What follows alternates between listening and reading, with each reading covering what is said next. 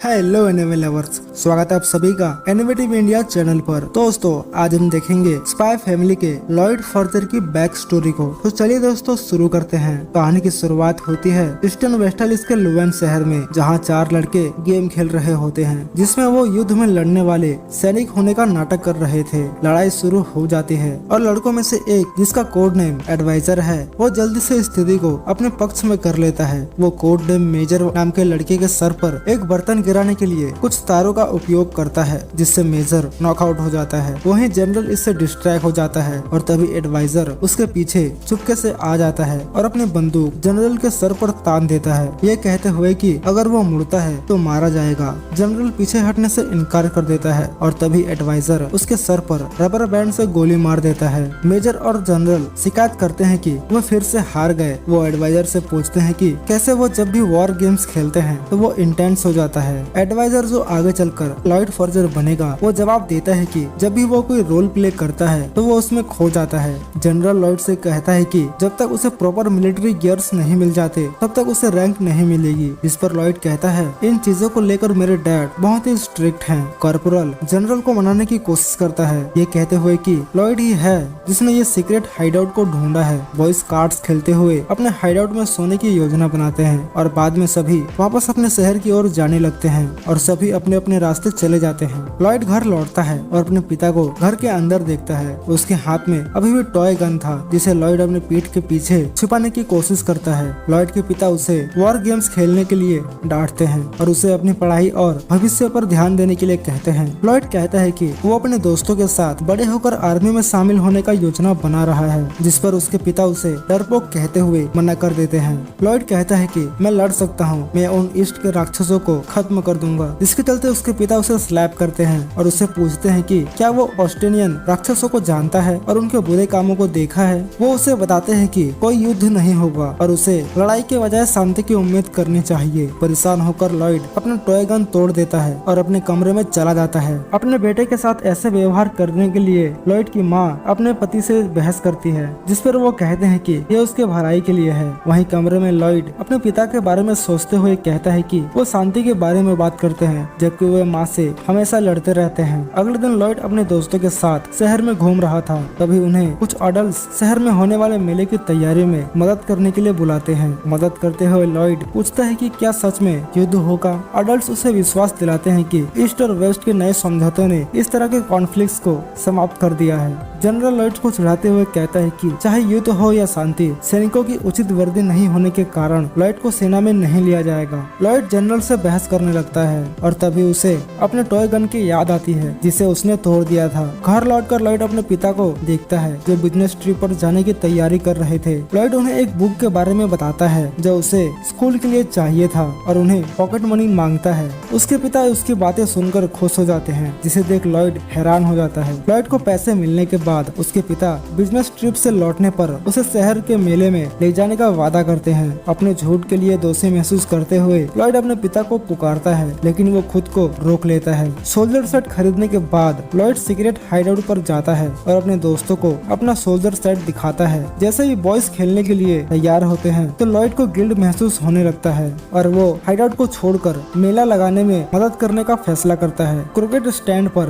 Lloyd cricket lady से पूछता है कि क्या वो एक दिन में 10 डॉलर कमा सकता है अगर वो उसकी दुकान में मदद करता है। तो वो बताता है कि उसे अपने पिता को पैसे वापस करना है। लॉयड तब अपने पिता से माफी मांगने और अपने दोस्तों से पूछने के बारे में सोचता है कि क्या वे एक अलग गेम खेल सकते हैं। तभी अचानक शहर में एक बॉम्ब लॉन्च किया जाता है और वो बॉम्ब सीक्रेट हाइडआउट को नष्ट कर देता है। इसी बीच रेडियो में एक विशेष चेतावनी प्रसारित किया जाता है इस रिपोर्ट के साथ कि ऑस्ट्रेलियन सेना सीमा पार कर ली है और वेस्टलिस के पूर्वी प्रांतों पर हमला शुरू कर रही है। लॉयड आसमान पर बम के धुएं को देखता है और कंफ्यूज्ड हो जाता है। तभी शहर के चौराहे पर एक और बम गिराया जाता है और लॉयड विस्फोट में फंस जाता है। विस्फोट के दौरान पत्थर का एक टुकड़ा उसके सिर पर लग जाता है, जिससे वो बेहोश हो जाता है। लॉयड मामूली चोटों के साथ फिर से जागता है। उसके हेलमेट की वजह से वो बच गया था। जैसे ही वो उठता है वो क्रिकेट लेडी से पूछता है, लेकिन वो देखता है कि क्रिकेट स्टैंड और टाउन स्क्वायर नष्ट हो चुका है। लॉयड सदमे में खड़ा रहता है और तभी कुछ ही दूर में एक और धमाका सुनता है। 2 लोग पास से भागते हैं, उसे ये बताते हुए कि ऑस्ट्रेलियन सेना आ रही है और उन्हें यहाँ से भागना होगा। लॉयड हैरान है। वो अडल्ट्स को ये कहते हुए याद करता है कि कोई युद्ध नहीं होगा। इतने में वहाँ लॉयड की माँ आती है और उसे सुरक्षित देखकर राहत महसूस करती है। वो अपनी चीजें इकट्ठा करने के लिए उसे घर ले जाती है क्योंकि वो किलबर्ग में उसके अंकल के साथ रहेंगे। लॉयड जाने से मना कर देता है, ये कहते हुए कि उसके पास अभी भी स्कूल है और कल शहर में मेला है। वहीं उसकी माँ उसे बताती है कि शहर में कोई मेला नहीं होगा। पैकअप करने के बाद लॉयड अपनी माँ के साथ जाने के दौरान लुवेन शहर में क्या बच गया है इस पर एक आखिरी नजर डालता है। किलबर्ग में लॉयड और उसकी माँ अपने पिता की अनुपस्थिति पर दुखी है। लॉयड सोचता है कि बड़े लोग झूठे होते हैं। वो उन लोगों के साथ अपने पिता के बारे में सोचता है जिन्होंने कहा था कि युद्ध नहीं होगा। लॉयड अपने पिता से 10 डॉलर पाने के लिए झूठ बोला था जो वो स्वीकार करता है और अपने पिता के लौटने पर सच बताने की कसम खाता है। तभी लॉयड एक और धमाका सुनता है और रोते हुए अपनी माँ के पास चला जाता है। उसकी माँ उसे दिलासा देते हुए कहती है कि सब कुछ ठीक हो जाएगा। कुछ ही समय बाद लॉयड एक पुल के पास बैठे उत्साह में रात के खाने के लिए एक मछली पकड़ता है। जैसे ही वो घर लौटता है तो वहाँ सायरन बजता हुआ सुनता है। शहर हवाई हमले की चपेट में आने वाली है। लोग लॉयड को शेल्टर में ले जाते हैं। लोग उसे बाहर जाने से रोकने की कोशिश करते हैं पर इसके बावजूद वो अपनी माँ को खोजने के लिए भाग जाता है। लॉयड अपने परिवार के घर जाता है जहाँ उसे अपनी माँ की लाश मिलती है और लॉयड अकेला शहर के मलबे में खड़ा रो रहा होता है। उस समय के बाद से लॉयड सालों तक अपने दम पर जीवित रहने में बिताता है। लॉयड सब कुछ खो देता है जिसकी वो कभी परवाह करता था, सिवाय उन चीजों को छोड़कर जिससे वो नफरत करता था। कुछ सालों बाद लॉयड सेना में शामिल होने का फैसला करता है। वो रोनाल्ड स्कूफी की पहचान के साथ और अपनी उम्र के बारे में झूठ बोलते हुए लॉयड ईस्ट और वेस्ट के इस वॉर में लड़ाई लड़ता है और उसे जीतने में अपनी पूरी जान लगा देता है। अपनी एक पोस्ट पर वो सुनता है कि एक आदमी जाल में फंस गया है। लॉयड अजीब से दिखने वाले एक व्यक्ति पर फायर करता है जो उसे रुकने के लिए कहता है और उसे शूट ना करने की भीख मांगता है। लॉयड उस व्यक्ति को पहचान लेता है कि वो एक ऑस्ट्रेलियन सोल्जर है। वो व्यक्ति सरेंडर कर लेता है, ये समझाते हुए कि वो एक भगोड़ा है जो पहाड़ पर भटकते हुए खो गया है। वो कुछ खाने के लिए भीख मांगता है लेकिन लॉयड उसकी बातों को नजरअंदाज करते हुए गोली चलाने के लिए तैयार हो जाता है। वो व्यक्ति उसे फिर विनती करता है, ये कहते हुए कि वो कभी भी एक महिला के साथ रहे बिना मरना नहीं चाहता। लॉयड सोचता है कि दुश्मन भी इंसान कैसे लग सकता है। वो उसे एक सिगरेट देता है। तभी वो व्यक्ति एक यूनिवर्सिटी के रिसर्च एक्सपेरिमेंट के बारे में बात करना शुरू कर देता है। वो बताता है कि कुछ लोगों को एक वीडियो दिखाया गया था जो उन्हें पसंद नहीं आया था, लेकिन जब उनके दिमाग में एक निश्चित विचार को रखा गया तो उनकी राय पूरी तरह से बदल गया। लॉयड उस व्यक्ति को मुद्दे पर आने के लिए कहता है जिससे वो समझाता है कि ये पूरा युद्ध व्यर्थ है जो एक डिप्लोमेटिक फेलियर के कारण होता है और आम लोगों को मजबूर किया जाता है कि वो एक दूसरे से नफरत करे और लड़े। लॉयड स्ट्रांगली बिलीव करता है कि ये वॉर ऑस्ट्रेलिया ने शुरू किया है। ऑस्ट्रेलिया में भी यही कहा जाता है कि ये वॉर वेस्टलिस ने शुरू किया है। साथ ही वो लुवेन की बमबारी के बारे में बात करता है, ये कहते हुए कि वो एक फॉल्स फ्लैग ऑपरेशन था। लॉयड भड़क जाता है और अपने बंदूक को उस पर तानता है, ये कहते हुए कि उस बमबारियों ने उसके सभी दोस्तों को मार दिया। लॉयड उस व्यक्ति को नीचे गिरा देता है और ऑस्ट्रेलिया पर उससे सब कुछ छीन लेने का आरोप लगाते हुए उसे गोली मारने के लिए तैयार हो जाता है। वो अपने पिता के शब्दों को याद करता है जो उससे पूछते हैं कि क्या वो ऑस्ट्रेलियन राक्षसों को जानता है और उनके बुरे कामों को देखा है back in the present. Lloyd हाँ कहता है।